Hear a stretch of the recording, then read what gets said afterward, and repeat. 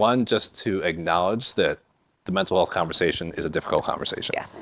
So again, sometimes we pretend that it isn't and then we don't engage in it, but it is just a difficult conversation. I mean, just statistically speaking, 1 in 5 people in the US over 12 is living with a mental illness.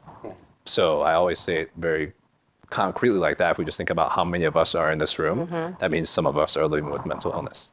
That doesn't mean that that's something that we have to be ashamed about or that we're stuck in a certain type of way, but we have to be able to acknowledge that and to say these are difficult things sometimes to be able to move through.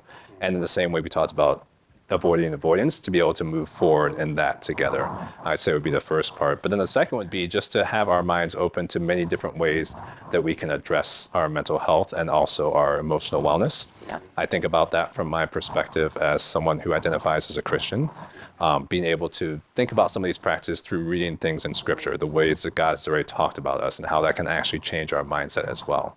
But then also not being dismissive of other ways to do that as well. And then to add a third, I would also say that sometimes we too easily equate mental health challenges with a lack of health.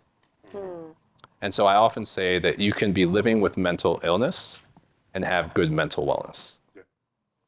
So let's say I'm someone who is navigating through a severe depression. I've learned certain tools and practices to actually help navigate through that. Doesn't mean that things will always be perfect, but I can still have good mental wellness. I might be someone who's not living with a mental illness, but I have really bad mental wellness.